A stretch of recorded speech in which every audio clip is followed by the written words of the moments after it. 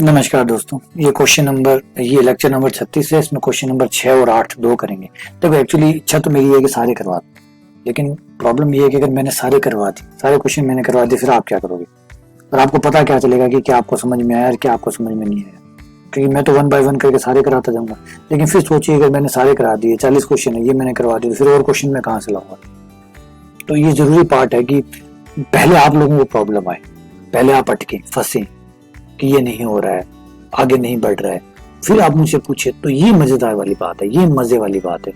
बजाय मैं सीधा सीधा करवाता जाऊँ, आपको ये भी करवा दिया, वो भी करवा दिया, वो भी करवा दिया, फिर क्या कि वो मजा नहीं रहेगा ना। तो आपको पता चलेगा कि आपको प्रॉब्लम आई थी या नहीं आई थी। क्या पता मैं ये क्वेश्चन करवा रहा हूँ और आपको पहले से आते हो, ये क्वेश्चन आपको पहले से आते हो, या फिर आप लोग ही नहीं कर पाएंगे। अगर आप खुद करते तो कर लेते। तो ये बड़ी होता है। इसलिए पहला जरूरी पार्ट क्या होता है, पहले प्रॉब्लम होती है कि बच्चों को प्रॉब्लम आनी चाहिए ताकि उन्हें पता हो, वो पता कर पाए कि प्रॉब्लम आती क्या है, सवाल कहाँ अटकता है, क्यों अटकता है।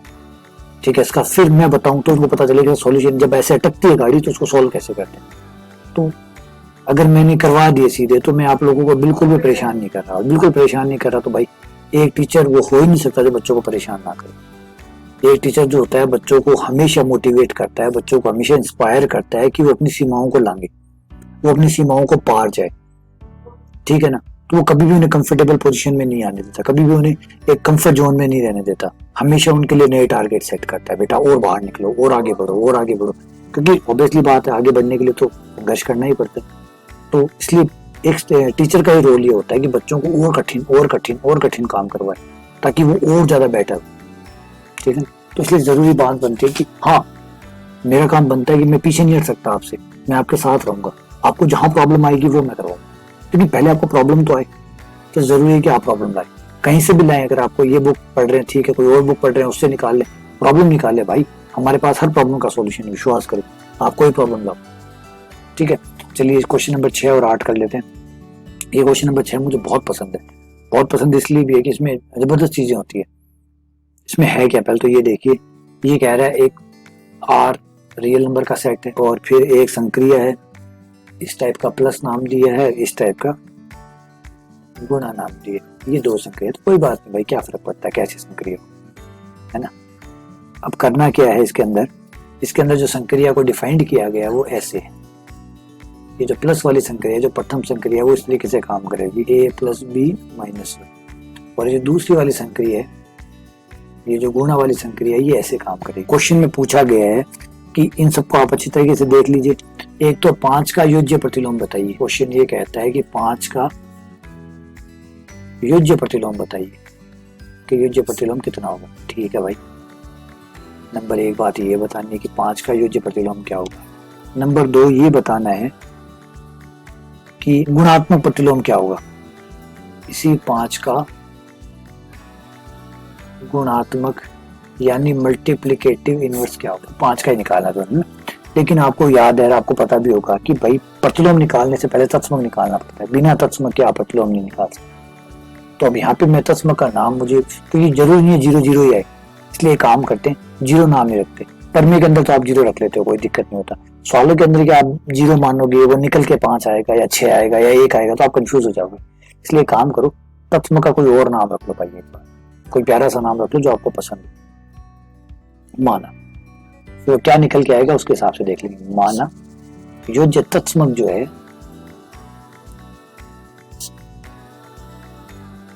योज्य तत्समक, उसका नाम भाई ई है ना। और तत्समक की परिभाषा हम जानते हैं कि तत्समक जो परिभाषा है उसके हिसाब से तत्समक के साथ योग कराने पर उस अवयव पर कोई फर्क नहीं पड़ेगा, है ना। तो करवा दीजिए योग। योग वाली संक्रिया ये रही। तो ये संक्रिया करते हैं a प्लस ई माइनस 1 बराबर ये आ गया। a से a दोनों साइड से कैंसिल आउट हो जाएगा, e का मान आ जाएगा 1। तो तत्समक, योज्य तत्समक कितना है, 1 है। देखो भाई, यही प्रॉब्लम हो जाती है। यहाँ मैं योज्य तत्समक को 0 बोलता, निकलता 1, तो आप कहते हैं कि 0 1 हो गया, 0 बराबर 1 हो गया, 0 बराबर 1 हो नहीं सकता, तो गलत हो गया। तो ऐसा तो नहीं है। तो जीरोस का नाम था, वो निकल के कितना है, 1 था भाई। जिसका नाम 0 है, पता चला वो शाहरुख खान है। देखो फिल्म देखो आप, नाम 0 था वो शाहरुख खान। तो हीरो कौन, शाहरुख खान।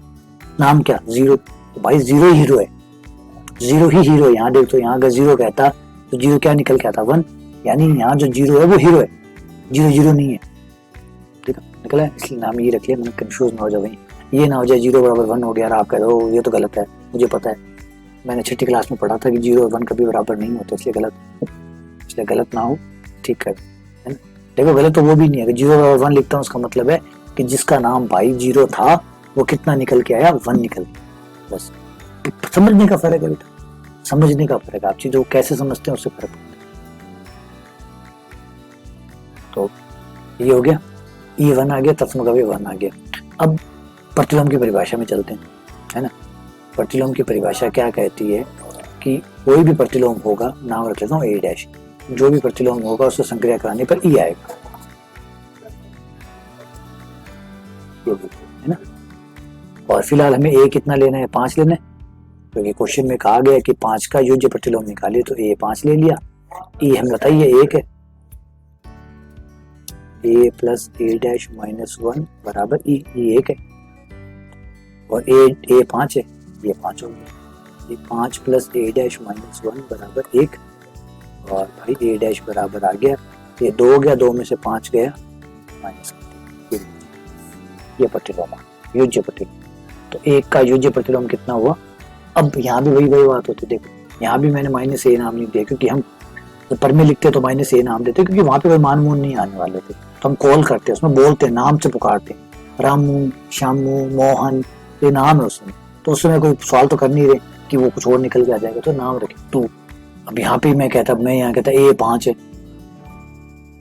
ए 5 है, और मैं कहता कि माइनस ए जो है वो माइनस का 3, तो आप कहते सर ऐसे कैसे, ए तो 5 है, माइनस ए माइनस 3 क्यों। बेटा माइनस ए जो है वो ये क्या समझा रहा है, ये कह रहा है कि जो भी संक्रिया है उसके हिसाब से जो प्रतिलोम निकालोगे आप, वो जो संक्रिया है, अगर याद रहे, अगर मैंने कहा अगर प्लस सही में प्लस है तो ए 5 है तो माइनस ए माइनस 5 होगा, लेकिन भाई प्लस प्लस ही को नहीं, वो तो जोर को नई चीज है यार, एक नई चीज मार्केट में आई है।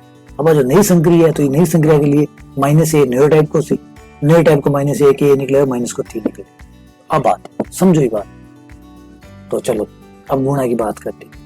गुणा के तत्वों का भी भाई कोई प्यारा सा नाम रख लो जो आपको पसंद है, ई डैश नाम रख देते हैं, क्योंकि वैसे तो हम 1 मानते, लेकिन पता चलेगी यहाँ 1 जो है वो जो 1 है वो 2 निकला है, 3 निकला है, तो दिक्कत आ जाएगी। तो एक काम करते हैं, नाम सुंदर सा नाम रख लेते हैं, माना गुणन तत्समक ई डैश। और भाई गुणन तत्समक की परिभाषा के अनुसार गुणन तत्समक वो होता है जिससे संक्रिया करने पर ए वापस आ जाए, है ना। तत्समक तो एक जैसे ही होता है भाई, तत्समक वो होता है जो अपनी संक्रिया में कोई प्रभाव नहीं डालता। तो यहाँ गुणन की संक्रिया, तो गुणन संक्रिया के लिए गुणन कराओगे तो कोई फर्क नहीं डालेगा, और गुणन संक्रिया जैसे बताई गई है उसके हिसाब से ए प्लस ई डैश, ए ई डैश बराबर ही, दोनों साइड से ए कट जाएगा, 0 आ गया, ई डैश बराबर 0। लेकिन एक बात यहाँ बता भी देते हैं कि ए जो है वो -1 नहीं होना चाहिए, क्योंकि अगर a -1 हुआ तो ये 0 जाएगा, ये 0 बटा 0 जाएगा, जो कि हो नहीं सकता। लेकिन a -1 नहीं हो सकता भाई, बताइए आप सभी को, a -1 नहीं हो सकता। क्यों नहीं हो सकता, क्योंकि -1 तो है, वो तो तत्समक है। ये देखो, सॉरी थोड़ी सी गलती हो गई, देखो बेटा गलती हो गई, माइनस का चिन्ह, तो a जो है वो 1 नहीं होना चाहिए, a not equals to 1, a 1 नहीं होना चाहिए। तो a 1 नहीं हो सकता, क्यों नहीं हो सकता कि 1 कौन है, 1 कौन है, 1 हमारा योज्य तत्समक है। और याद करो योज्य तत्समक जो होता है उसका गुणन प्रतिलोम नहीं होता, याद करो 0 का गुणन प्रतिलोम नहीं होता। यहाँ 0 कौन है, यहाँ 0 1 है, तो 1 जो है उसका योज्य प्रतिलोम नहीं हो सकता, इसलिए नहीं है, इसलिए A1 नहीं हो सकता। क्योंकि हमें याद है चाहे कोई बड़े से बड़ा स्ट्रक्चर बन जाए, बड़ी से बड़ी संरचना बन जाए, फील्ड बन जाए, ये बन जाए, वो बन जाए, गुणन प्रतिलोम जो होता है वो सबका होता है, सिवाय 0 का नहीं होता। और भाई 0 कौन है, अर्थात तो 0 हीरो है, तो जो हीरो है कौन, 1 को गुणन प्रतिलोम को नहीं हो सकता, इसलिए A1 नहीं हो सकता, तो कोई दिक्कत ही नहीं है। तो ई डैश कितना है, 0। अब देखो भाई यहाँ पे 0 तो 1 निकल गया यार, 1 जो है वो 0 निकल गया, क्या करें। तो समझो बेटा, ना 0 स्थायी है ना 1 स्थायी है, सब जाएंगे यहाँ से, पता नहीं कौन क्या निकल के आएगा। आज 0 है, कल हीरो बन जाए, और जो हीरो है वो 0 बन गया। देखो जो हीरो है वो 0 बन गया, जो 0 था वो हीरो बन गया। कमाल बात है यार, मजा आ रहा है इस बुक में, तो बड़ा मजा आ रहा है भाई, क्या आज का क्या चल रहा है। चलो प्रतिलोम निकालते हैं, 5 का प्रतिलोम करेंगे। प्रतिलोम का नाम भाई A डबल डैश रखता, क्योंकि A डैश तो रख चुका हूँ, इसलिए A डबल डैश नाम में दिक्कत आओ तो अल्फा बीटा घना ही पड़ेगा। अंधार भरे पड़े कोई सो ले लीजिए। और ई डैश कितना है हमारा 0, ए 5 है क्योंकि 5 का गुणन प्रतिलोम निकालना है। होता क्या है, एक चीज होती है गुणन प्रतिलोम निकालते हो ना तो आप ऐसे बोलते हो ए अवयव है उसका गुणन प्रतिलोम ए इनवर्स, क्योंकि जब नॉर्मल गुणा होती है तो जो प्रतिलोम होता है वो ए की पावर -1 लिखा जाता है ना, तो उसको अब मिलता जुलता रूप लिखते हैं, तो ए प्रतिलोम ए इनवर्स। लेकिन अब यहाँ मैं लिखूंगा तो फिर ठीक है ओके होगी, ए है 5 और ए इनवर्स जो है वो है -5/6, ठीक है यहाँ कहीं होगा। तो फिर मैं भाई समझा छू तो बेटा जब गुणा सही में गुणा हुए, जब गुणा हकीकत में गुणा है तो ए का इनवर्स 1/5 होता है। लेकिन जब संक्रिय नहीं है, नए प्रकार की संक्रिया है तो प्रतिलोम भी नए प्रकार के है ना, ए विषय गुण रहे तो बे विषय क्यों रही, बे भी बदल सी तो बे बदल। चलो उम्मीद करता हूँ आपको ये समझ में आ गया होगा, मस्त चीज थी, जबरदस्त चीज थी है ना।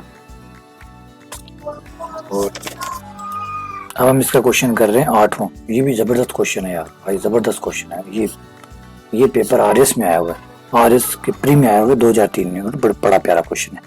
इसमें कहा है कि रियल नंबर है, रियल नंबर का सेट लेना है, उस पर 2 संख्याएं दी है प्लस और गुणा, प्लस का मतलब ये बताया गया है कि ऐसे काम करना है a plus B minus L और a प्लस बी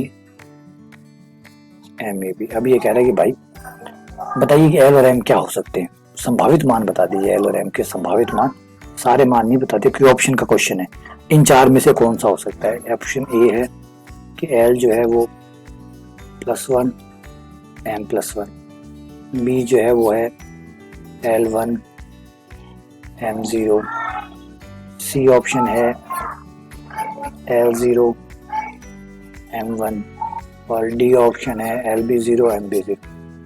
तो इन 4 में से कौन सा ऑप्शन हो सकता है। तो देखिए कैसे इस ट्रिक को कैसे तोड़ते हैं। सबसे पहले तो योज्य तत्समक निकालते हैं है ना, तो योज्य तत्समक निकालते हैं, नाम दे दिया ई का, योज्य तत्समक जो भी होगा वो बराबर में ए लाएगा। संक्रिया करने के बाद जो भी संक्रिया वो करने के बाद ए लाएगा, तो ए लाएगा तो ये हो गया ए प्लस ई माइनस एल बराबर ए से ए कट गया, योज्य तत्समक ई बराबर आया, पकड़ में आ गई बात, तत्समक एल है। और एक थ्योरम हम जानते हैं, एक प्रमेय हम जानते हैं जो शुरुआत में पढ़ के आए कि भाई अगर वलय बना रहा है, क्षेत्र बने ना बने कोई फर्क नहीं पड़ता, वलय बना रहा है तो a इंटू जीरो हमेशा 0 होता है, या 0 इंटू ए। तो भाई 0 कौन, 0 का नाम तो हमने ई रखा है, ई कौन है, एल है। तो इस प्रमेय को अगर हम इसके हिसाब से लिखें तो क्या लिखा जाएगा, ए एल, अच्छा पहले संक्रिया बीच में, सॉरी, ए संक्रिया गुणन संक्रिया एल बराबर एल, या फिर एल गुणन संक्रिया। भाई पकड़ो यार, समझो 0 0 नहीं है, 0 कौन है, योज्य तत्समक है, तो योज्य तत्समक का नाम हमने क्या रखा है, ई रखा है, तो 0 कौन हो गया, ई हो गया, ई कौन है, एल हो गया, एल हो गया। और गुणन संक्रिया कौन सी है, जो उसने दी है वो, तो अगर ये लगाएं तो A plus L minus M A L बराबर है, मान रख दिया मैंने इस वाली संक्रिया को, देखो ये है गुणन संक्रिया ये वाली, इसमें मान रख दी, एल से एल भाई कट गया, ए 1 माइनस एम एल बराबर 0। अब यहाँ फंस गया भाई सवाल, भयंकर फंस गया। क्यों फंस गया, क्योंकि हम अगर ये कहेंगे ए का मान 0 है तो क्या ए 0 हो सकता है, नहीं, क्योंकि ये जो लाइन लिखी गई है, ये जो प्रमेय वाली लाइन लिखी गई है, ये हर अवयव के लिए सही है, हर अवयव के लिए, यानी अवयव चाहे आप कोई लो, ये बात सही है। तो हर अवयव के लिए तो ए कुछ भी हो, ये बात हमेशा सही होगी। इसका मतलब भाई मजबूर होकर इसको 0 होना पड़ेगा, मजबूरी में फंस गया ये। क्यों फंस गया, क्योंकि अगर मैं इसको 0 इसको हटा देता, उसको इधर भेज देता, मानता हूँ कि ये 0 नहीं है, ए 0 हो गया, तो ये बात ऊपर वाली लाइन जो लिखी गई है ये तो हर ए के लिए लिखी गई है, हर ए के लिए, ए चाहे 0 हो या ना हो, ये लाइन सबके लिए, हर ए के लिए ये बात सही है, हर ए के लिए सही है। तो अगर हमने ए ये ले लिया कि ए 0 नहीं है, अब भी ये बात सही होनी चाहिए, और अब भी ये बात सही होने मजबूर होकर 1 माइनस एम एल को 0 होना पड़ेगा, और 1 माइनस एम एल को 0 होना पड़ेगा तो 1 बराबर हो जाएगा एम एल, यानी एम और एल की गुणा 1 आनी चाहिए, वो आंसर सही है। तो देखो 4 ऑप्शन में जाओ, कौन से ऑप्शन में एम और एल की गुणा 1 आ रही है, इसमें 0 आएगी, इसमें 0 आएगी, इसमें 0 आएगी, सिर्फ इस ऑप्शन में 1 आएगी। तो हमारा सही आंसर हुआ ए, राइट आंसर है ए। ये लीजिए भाई, मस्त सवाल है, देखो पकड़ो, देखो क्या मजेदार सवाल है यार, कहाँ तलवार टोपी है इसने। देखो ए जीरो बराबर जीरो वाला इस्तेमाल किया, बहुत बार काम में लिया भाई हमने। ए जीरो पर में है, ये 1.1 का पहला पार्ट है ये पद में का, ए जीरो बराबर जीरो होता है। लेकिन वही ना फंसेगा, बंदा मानेगा जीरो, जीरो मानेगा फंसेगा। आईआईटी जैम जैसे एग्जाम में जाएगा, सेंट्रल यूनिवर्सिटी जैसे एग्जाम में जाएगा, फंसेगा वहां पे, क्योंकि वो तो जीरो को जीरो पकड़ के बैठे और वो फंसेगा, वो नहीं निकाल पाएगा इसको। कैसे कर ले वो, उसमें एल की रैम का मान ही नहीं निकाल पाएगा। इसीलिए तो आर में पूछा गया। अब जो बेटा दिमाग काम कर रहा है जिसका, वो कर पाएगा, और बेटा जिसका दिमाग नहीं काम कर रहा है वो अटकेगा, आ गया होगा पकड़ में आपके। तो चलिए ये 2 क्वेश्चन मैंने करवा दिए। अब भाई आप बताओगे तो मैं इसमें करवाऊंगा। अब अगर आप नहीं बताते हैं कि हमें कोई डाउट नहीं है तो ठीक है, मैं यही मान के चलूंगा आपको कोई डाउट नहीं है, मैं आगे बढ़ जाऊंगा। इसलिए आप बताएंगे तो मैं आगे चलूंगा। ठीक है, बाकी धन्यवाद।